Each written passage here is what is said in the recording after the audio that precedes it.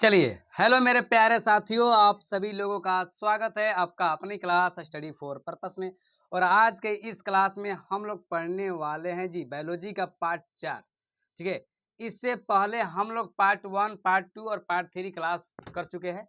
और हम आपको बता दें कि जितने भी सवाल कर रहे हैं ये सभी सवाल टॉप 10 के लिए चल रहा है। ठीक है, टॉप 10 के लिए। और आपको हम बता दें कि ये सभी सवाल आपके लिए काफ़ी महत्वपूर्ण है जी, और आपके एग्जाम के लिए भी। ठीक है, चलिए मेरे प्यारे भाई क्लास को स्टार्ट करते हैं। चलिए, इनमें सवाल क्या है जी? प्रश्न नंबर 31 क्या है जी? प्रश्न नंबर 31 सवाल जो हम लोग का है वह है, चलिए प्रश्न नंबर 31 है जी, क्या है जी बताइए तो। निम्नलिखित में कौन सी अनैच्छिक क्रिया नहीं है? तो जल्द से जल्द मेरे प्यारे भाई बता दीजिए। देखिए, ये सवाल आपके एग्जाम में पूछा जाता है जी। और हम आपको बता दें कि जितने भी सवाल करा रहे हैं ये सभी सवाल आपके लिए काफी महत्वपूर्ण है। ठीक है मेरे प्यारे भाई, तो चलिए क्या हो जाएगा? ऑप्शन नंबर ए है वमन, बी है चबाना, सी है लार, डी है हृदय का धड़कना। बता दो तो मेरे प्यारे भाई, निम्नलिखित में कौन सी अनैच्छिक क्रिया नहीं है? तो जल्द से जल्द मेरे प्यारे भाई बता दीजिए कौन सी नहीं है जी? चबाना ना। ऑप्शन नंबर बी जो है आप लोग का बिल्कुल सही है मेरे प्यारे भाई, बिल्कुल सही है। और जितने भी नए मेरे प्यारे भाई जुड़े हुए हैं तो आप लोग चैनल सब्सक्राइब कर सकते हैं, और मन नहीं तो मत कीजिए। ठीक है, इससे कोई लेना देना नहीं है, पर आप लोग पढ़ाई कीजिए। ठीक है, हम यही चाहते हैं कि आप लोग सिर्फ पढ़ाई करें। अब ज़्यादा समय नहीं है हम लोग एग्जाम में। ठीक है, चलिए प्रश्न 32 क्या है जी? प्रश्न 32 हम लोग का है, अवर्टू ग्रंथि को थायरोक्सिन हार्मोन बनाने के लिए क्या आवश्यक है? बता दीजिए मेरे प्यारे भाई, अवर्टू ग्रंथि को थायरोक्सिन हार्मोन बनाने के लिए क्या आवश्यक है? ऑप्शन नंबर ए है सोडियम, बी है क्लोरीन, सी है फास्फोरस और डी इनमें से सभी। तो जल्द से जल्द मेरे प्यारे भाई बता दीजिए अवर्टी ग्रंथि को थायरोक्सिन हार्मोन बनाने के लिए क्या आवश्यक है? तो क्या आवश्यक है जी हम लोग का? चलिए मेरे प्यारे भाई जल्द से जल्द बता दीजिए, सोडियम ना। चलिए अगला प्रश्न देखते हैं जी। अगला प्रश्न क्या है जी हम लोग का? और अगला प्रश्न है, एक मिनट एक मिनट बस, चलिए सॉरी, क्लास को स्टार्ट किया जाए हम लोग का। चलिए प्रश्न नंबर 33 क्या है जी? मस्तिष्क का कौन सा भाग शरीर की स्थिति तथा संतुलन का अनुरक्षण करता है? देखिए ये जो सवाल है ये सवाल आपके लिए काफी इंपॉर्टेंट है जी। जितने भी मेरे प्यारे भाई इस वीडियो देख रहे हैं तो आप लोग एक लाइक कर दीजिए। चलिए बता दीजिए तो, मस्तिष्क का कौन सा भाग शरीर की स्थिति तथा संतुलन का अनुरक्षण करता है? ऑप्शन नंबर ए है अग्र मस्तिष्क, बी है मध्य मस्तिष्क, सी है अनुमस्तिष्क और डी है इनमें से सभी। तो जल्द से जल्द मेरे प्यारे भाई बता दीजिए इसका सही उत्तर क्या हो जाएगा हम लोग का। चलिए इसका जो सही उत्तर होगा वह होगा ऑप्शन नंबर सी, बिल्कुल सही होगा जी। ठीक है मेरे प्यारे भाई, तो चलिए अगले प्रश्न पर। अगला प्रश्न है, पादप हार्मोन साइटोकिनिन असहायक है, मतलब किसके लिए होता है जी? जो पादप हार्मोन होता है जो जिसका नाम साइटोकिनिन है, सहायक होता है किनके लिए? पररोह के अग्रभाग की लंबाई की वृद्धि के लिए, तने की वृद्धि के लिए, सी है पादप का प्रकाश की ओर मुड़ने के लिए, इनमें से सभी। तो जल्द से जल्द मेरे प्यारे भाई बता दो 34 से क्या हो जाएगा? चलिए हम ही आप लोग बता दें इसका सही उत्तर क्या हो जाएगी, क्या हो जाएगी जी? प्ररोग के अग्रभाग की लंबाई की वृद्धि के लिए। ठीक है, चलिए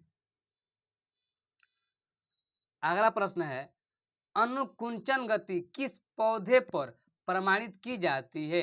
बता दीजिए तो, अनुकुंचन गति किस पौधे पर प्रमाणित की जाती है? ऑप्शन नंबर ए है छुई मुई पर, बी है धृत कुमारी पर, सी है कैंडुला पर और डी है कैक्टस पर। तो जल्द से जल्द मेरे प्यारे भाई बता दो इसका सही उत्तर क्या हो जाएगा। मेरी प्यारी बहना भी बता दीजिए, अनुकुंचन गति किस पौधे पर प्रमाणित की जाती है? बता दो तो क्या हो जाएगा? तो ऑप्शन नंबर जो ए है बिल्कुल सही होगा, छुई मुई पर। ठीक है, चलिए अगला प्रश्न है, वृक्क किस तंत्र का भाग है? बता दो तो। ये सवाल आपके लिए वीवीआई कर लीजिए जी मेरे प्यारे भाई, जल्द से जल्द वीवीआई कर लीजिए। वृक्क किस तंत्र का भाग है? ऑप्शन नंबर ए है पाचन तंत्र का, बी है परिसंचरण तंत्र का, सी है उत्सर्जन तंत्र का और डी है श्वसन तंत्र का। तो जल्द से जल्द मेरे प्यारे भाई बता सकते हैं। चलिए जो वृक्क होता है ना, ये हम लोग का उत्सर्जन तंत्र का है, ठीक है, उत्सर्जन तंत्र का भाग है। चलिए अगला प्रश्न क्या है जी, ये प्रश्न इजी भी है और आप लोग आसान भी है और आपके बोर्ड परीक्षा में पूछा भी जाता है, तो हो सकता है कि 2025 के एग्जाम में ये सवाल पूछ दे, ठीक है। इसे आप लोग इसे याद कर लीजिए मेरे प्यारे भाई।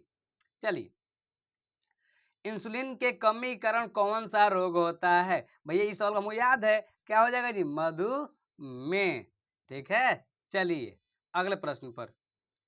अगला प्रश्न थोड़ा सा घुमाने वाला सवाल है जी।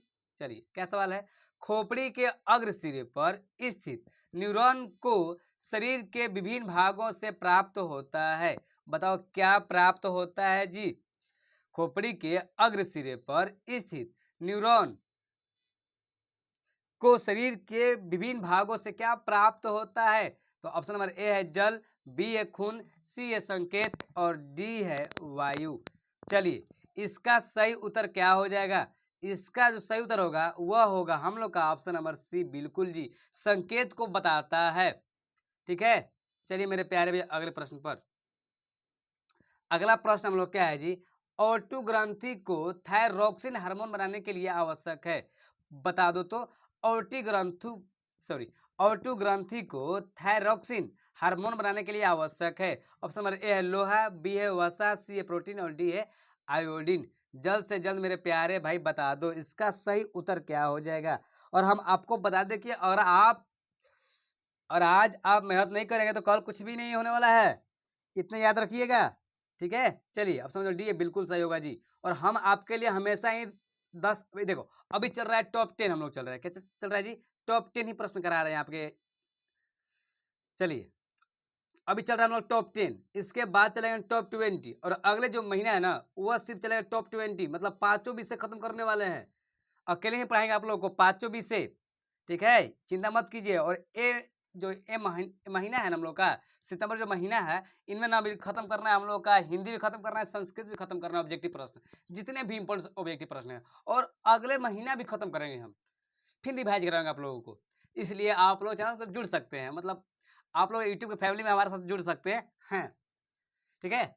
चलिए और नहीं जुड़ना तो मत जुड़िए, ठीक है, और हाँ पढ़ाई कीजिए। और आज का अंतिम प्रश्न है जी, लीडिंग कोशिकाएं कहाँ मिलती है? आप लोग लग रहा है कि भैया इतना जल्दी बोल रहे हैं तो हम लोग को कैसे होगा। देखिए हम जल्दी इसलिए बोल रहे हैं कि आप लोग ज़्यादा समय नहीं दे पाते इस सब बातें में, या जल्दी जल्दी खत्म हो, आप लोग भी चाहते हैं जल्द हम लोग को आंसर मालूम हो, सवाल पढ़े आंसर मालूम हो जाए, तो ठीक उसी पर हम काम करवाते हैं, ठीक है। देखिए आप जल्द सवाल पढ़ लीजिए और जल्द से जल्द आंसर लिख लीजिए, और आप लोग को भी लिखते नहीं है, सिर्फ आप देखते हैं। चलिए लीडिंग कोशिकाएं कहाँ मिलती है मेरे प्यारे भाई, तो जल्द से जल्द मेरे प्यारे भाई बता दीजिए। तो लीडिंग जो कोशिकाएं है ना वो वृषण मिलती है। इसलिए आज इतना ही मेरे प्यारे भाई, अब मिलते हैं लोग अगले क्लास में, ठीक है। और आप लोग जमकर मेहनत कीजिए, ठीक है। और जितनी भी मेरी प्यारी बहना है तो आप मन लगा पढ़िए, ठीक है, आपके ऊपर बहुत भरोसा है, ठीक है। जितने मेरे प्यारे भाई हैं देखिए आपके ऊपर भी भरोसा है हमें कि आप लोग पढ़ाई करते होंगे, ठीक है। चलिए आज इतना ही, मिलते हैं अगले क्लास में।